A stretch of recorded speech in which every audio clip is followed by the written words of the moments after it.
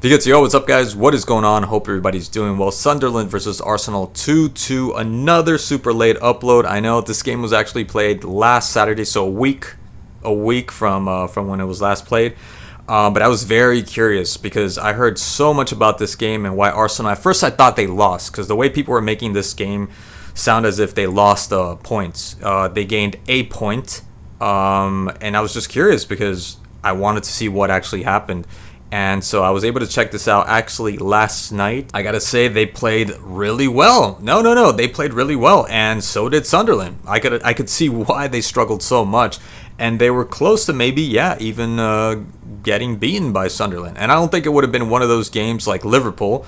Had they won against City, where you can say that, they played, Sunderland didn't play that well. No, they played well. Defensively, they were really great, and they did create some chances. Enough chances to be able, again, to cause enough problems and to possibly win, to get the win over Arsenal. And it almost happened at the end. And what was striking about this game was there was so many different tempos throughout this game, but what was very, very noticeable was after the Trossard goal, which was an amazing goal.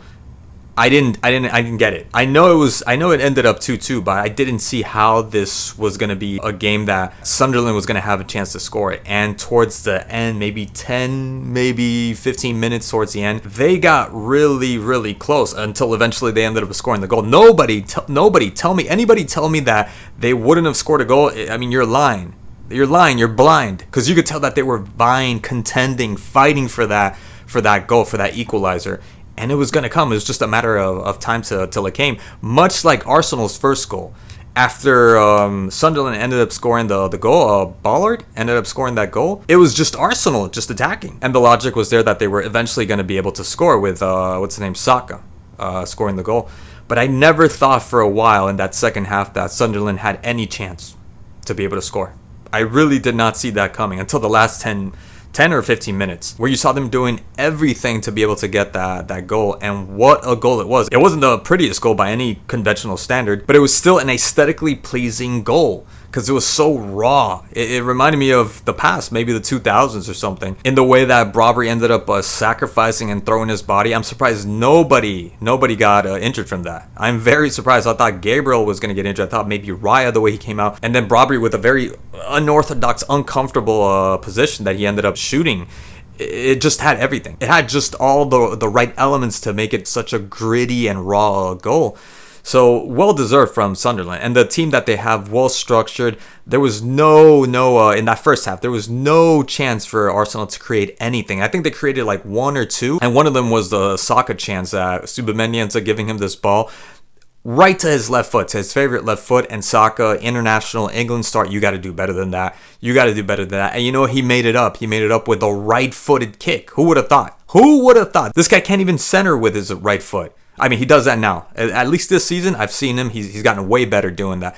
But I never thought he would have scored that goal. And the goal, which, by the way, was a huge mistake from Lafay, I think Enzo Lafay. And Lafay was already screwing up before when he gave that chance to Eza to be able to strike. And luckily, Eza misfired that shot. But I don't know what he was doing in the back there, trying to dribble past, Declan Rice. Ends up getting dispossessed. I think then it was Eza to Marino and Marino to Saka, and the dragging. That is not easy. That's not an easy thing to do. At that speed, that is a very hard thing to do. Dragging it to his weaker foot and actually scoring. Now, the goalie, I think, could have done a lot better in that play because it was the first post, and I think he should have gotten to that shot.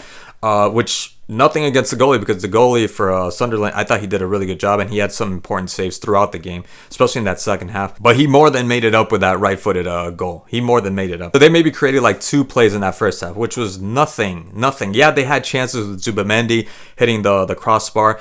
Eza, I don't know how Eza does it. And I've seen this consecutively in a lot of the games. He gets himself in these positions inside the box, swarming with players, and yet he still manages somehow, because he's not a small guy. He's the most lithe, agile guy.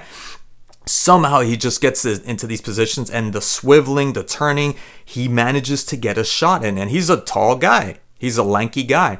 And yet still, with tight spaces, very restricted space, he manages to get a shot every single time. Now, the shot's blocked, but man, I don't know how he does it. And then he was trying to do the job as a playmaker, and it kind of worked out. There was one nice little chip to who was it? Marino. and Marino just wasn't on the same page, and the ball just ends up going for Sunderland. Aside from that, Zubamendi I thought played good. Declan Rice, I don't think that guy knows anything about having a bad game. He always ends up having a decent game. Rice had some really good saves, especially in that second half, even though one of them was an offside. But Trossard was playing a masterclass game. Even though at the beginning I thought he was ball hogging so much that I thought at that rate he was going to be substituted, because he was losing the ball so much because he was trying to keep the ball way too long. And that's a mistake that I think Sunderland did not try to expose with Trossard, because he was having a field day with these guys, and sometimes he was getting double marked, but nobody was committing, nobody was pressuring him. They were just ball watching and letting him do what he wants. At one point, it was Trossard that actually was creating. It was Trossard that was actually leading the attack for Arsenal in terms of creating and making spaces and trying to unlock that Sunderland defense.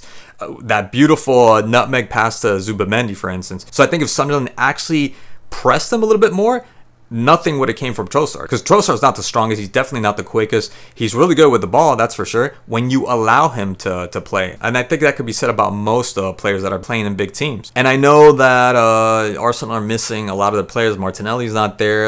Havertz is not there. Gyökeres is injured. Gabriel Jesus is not there. Odegaard also is not there. But you know what? Despite these guys missing, attack-wise, I thought they were great. It's like they don't need that. As long as they got like Marino. I think Marino has more goals than any of these guys that I mentioned. Maybe not Havertz or Martinelli right now that's playing good. But Martinelli is inconsistent. Gyökeres is not the quickest, and I don't see him doing much. Yeah, he scores occasionally. Maybe for the whole system, he makes other players play well. But he himself, I don't think he's having that great of an effect on Arsenal. That's just my opinion. I know that I'm alone in that opinion. That's fine. Havertz, I never considered him a number 9. Never considered him a really good fit for Arsenal. I know he scored a bag of goals last season. Martinelli, like I said, inconsistent. Gabriel Jesus, injured all the time. So yeah, I think Arsenal really don't need any of these guys. They don't really need them unless you're going to rotate. I thought they do a really good job with the players that they have right now. And the Sunderland side shows why they're in third place or fourth place right now. They are just so well structured. So well structured. But good on Arsenal, good on Sunderland. This was a great game overall. I thought this was a really good game. And that's it. That's pretty much it. That's all I have to talk about. Thank you so much, guys, for watching. And I'll catch you guys in the next one.